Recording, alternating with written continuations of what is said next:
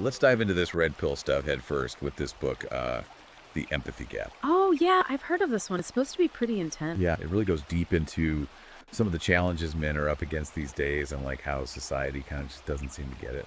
Yeah, that's definitely a common sentiment in the red pill community. Totally. And the author uses this term empathy gap, which I thought was pretty interesting. Oh, yeah. What's his take on that? Well, he basically argues that there's this huge disconnect in how society like responds to men's problems versus women's, Like, we're just less sympathetic to men or something? Exact. And he uses some pretty powerful examples to illustrate his point. Like what? Right off the bat, he tells this story about a guy who was falsely accused of a crime and ended up spending years in prison before he was finally exonerated. Oh, wow. That's heavy. Yeah, it's a really heartbreaking story, and it really makes you think about, how justice is served and who gets the benefit of the doubt when things go wrong. Right. Like, would people have been as outraged if it had been a woman who was wrongly imprisoned? That's exactly his point. Yeah. He's not saying that women don't face false accusations or that their experiences aren't valid, but he's highlighting a potential double standard in how we perceive male victims. I can see that. And he doesn't just rely on anecdote, he backs it up with some pretty hard-hitting statistics. Oh, really? Like, what kind of stats? For instance, he cites a study that found that women receive significantly shorter sentences than men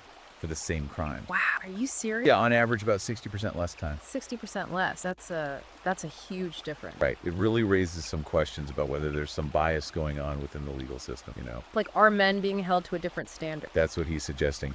And it makes you think about the implications for things like divorce settlements and custody battles, where those perceptions could have a major impact on men's lives. Yeah, I see what you mean. It's kind of scary when you think about it. Definitely. And so he's saying this empathy gap goes beyond just the legal system. Absolutely. He sees it everywhere, from mental health care to how we view masculinity in general. Okay, I'm curious to hear more about that. But one of the things that really jumped out at me was the statistic about male suicide rates. Oh, yeah, that's a touchy subject. It's a tough one, but it's something we need to talk about. Men are way more likely to die by suicide than women, even though women are diagnosed with depression at much higher rates. So it's like a paradox. Exactly. Right. And the author explores a few different explanations for this. But one of the most compelling is this idea of societal pressure on men to be strong and stoic and self-reliant. The whole man up mentality. Yeah, and he suggests that this pressure can actually prevent men from seeking help when they're struggling, even when they're dealing with serious mental health issues. Makes sense. Yeah. Like they're afraid to show any weakness. Right. And he even argues that the very definition of mental health might be skewed towards a more feminine way of expressing emotions and coping mechanisms. So men might not even recognize that they need help, or they might feel alienated from traditional therapy. Exactly. And then he tells this really poignant story about a construction worker named Mike. What happened to Mike? Well, Mike was this hardworking guy who lost his job during an economic downturn, and he just kind of spiraled downward. He felt like he had nowhere to turn, no one to talk to about his struggle. Oh man, that's awful. Yeah, it's a really sad story. And it illustrates how societal pressures combined with economic hardship and a lack of support can create this perfect storm for men's mental health. It's like we're setting them up to fail in a way. That's kind of how it feels. Yeah. And the author's point is that if we had a better understanding of the pressures men are facing, maybe there would be more resources available, more support systems in place, less stigma surrounding men seeking help. I think you're right. We need to start acknowledging these casualties of this societal battle, Yeah. men who are struggling, suffering, and even dying because they don't feel seen or heard. Absolutely. And it's not just about mental health either. This Yeah. empathy gap plays a role in the education gap between men and women too. Oh yeah, how so? Well, we all know that women are now outpacing men in college enrollment and graduation rates.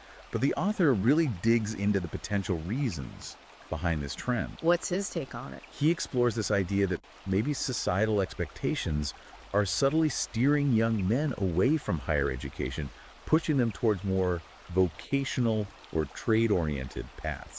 Like we're still kind of stuck in those old school gender roles. Yeah, and it's interesting to think about how those early influences and expectations can shape men's entire lives, even their economic prospects. Definitely. It's like we're limiting their options without even realizing it.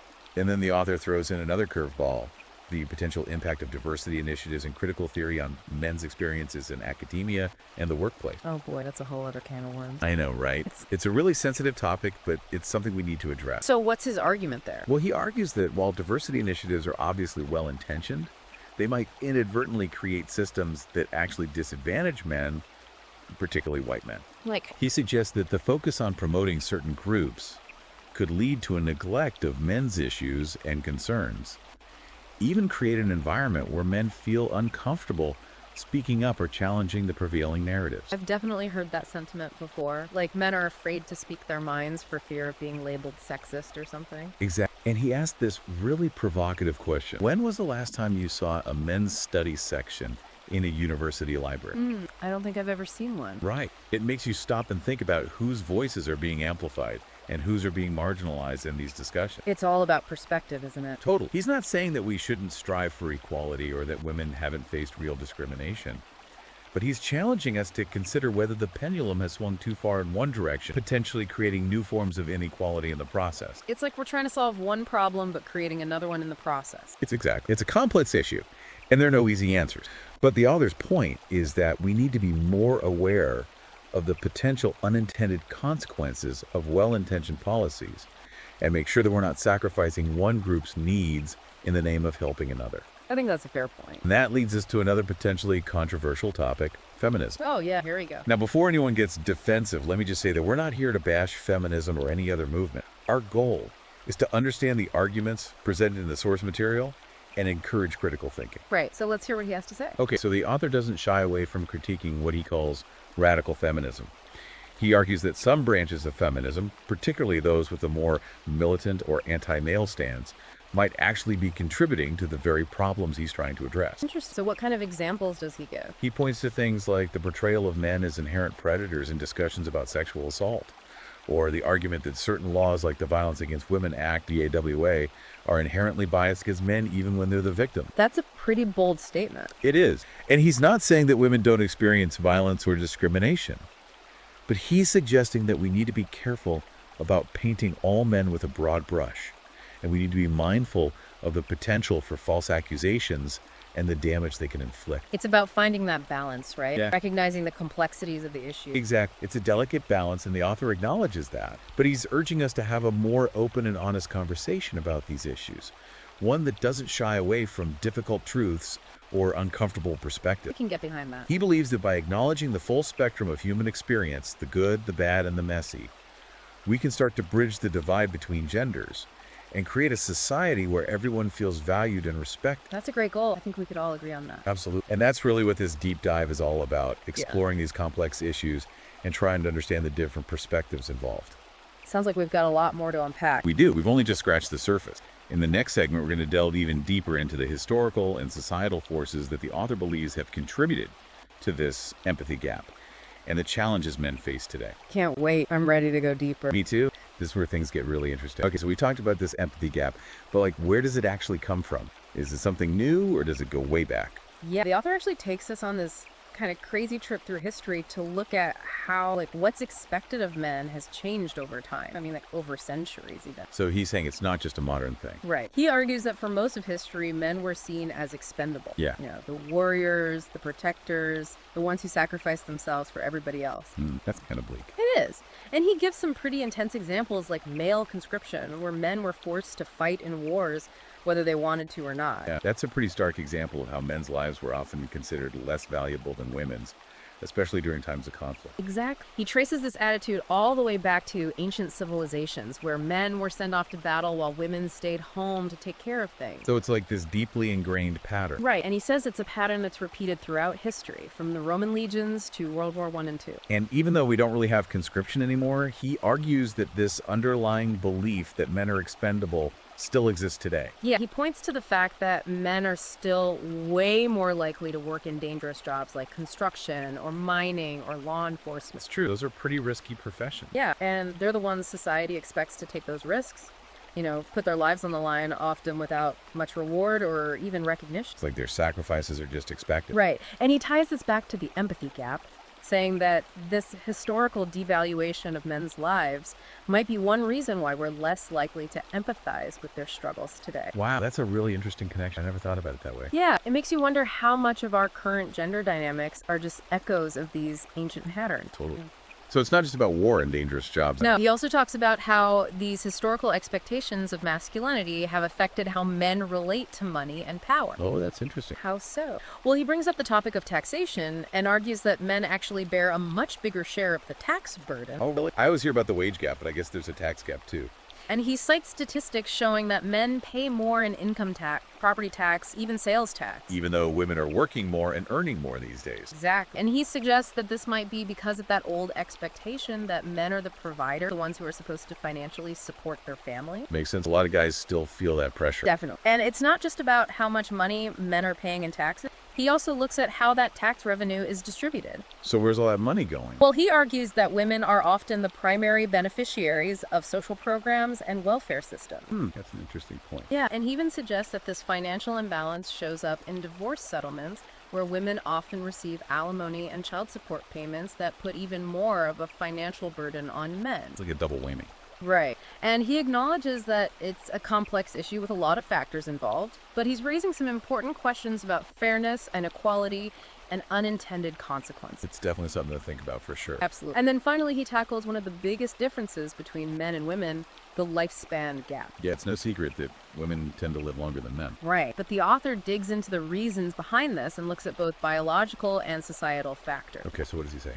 Well, he starts with the biological stuff like heart disease, testosterone levels, and the fact that men have higher rates of cancer. Those are some pretty significant factors for sure. Yeah, but he doesn't stop there. Yeah. He argues that societal expectations also play a huge role. Like how? Well, the pressure on men to be tough, to hide their emotions, to engage in risky behavior, all of that takes a toll on their physical and mental health. It's like they're constantly running on fumes. Right. And he even points to studies showing that married men tend to live longer than single or divorced men. So having a partner can actually be good for your health. Yeah, but he emphasizes that it has to be a supportive, loving partnership, not a strained or combative one. Makes sense. I guess a bad relationship would have the opposite effect. Exact. And so, again, this brings us back to the empathy gap and how we need to understand the pressures men are facing. Like if we want to address things like male suicide and mental health and even the lifespan gap, we have to start with the root causes. Right. We need to look at the societal expectations and pressures that are contributing to these problems. It's like we're expecting them to fight a battle without giving them the right tools or support. Yeah, and the author argues that men are facing a real crisis of identity in the modern world. What does he mean by that? Well, he says traditional roles are changing, expectations are shifting, and a lot of men feel lost and unsure about where they fit in. I can see that. It's like the old rules don't apply anymore,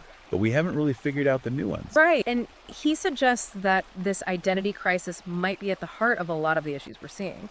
From the high suicide rates to substance abuse to violence. It's like they're searching for something to hold on to. Yeah, and he says we need to rethink what it means to be a man in the 21st century. So it's not about clinging to outdated stereotypes or suppressing your emotions. Exactly. It's about finding a balance between strength and vulnerability, independence, and connection, competition, and cooperation. I like that. It's about embracing all aspects of what it means to be human. Right, and it's about recognizing that men have unique needs and challenges, and those need to be addressed. Not ignored or dismissed. Exactly. And this isn't just about men either. It's about creating a society where everyone, regardless of gender, can thrive and reach their full potential. I think that's a goal we can all get behind. Okay, so we've talked about all these problems, but what can we actually do about it? Where do we even start? Well, the author doesn't pretend to have all the answers, but he does offer some ideas. Okay, I'm listening. I think his biggest point is that we have to at least acknowledge that there is a problem.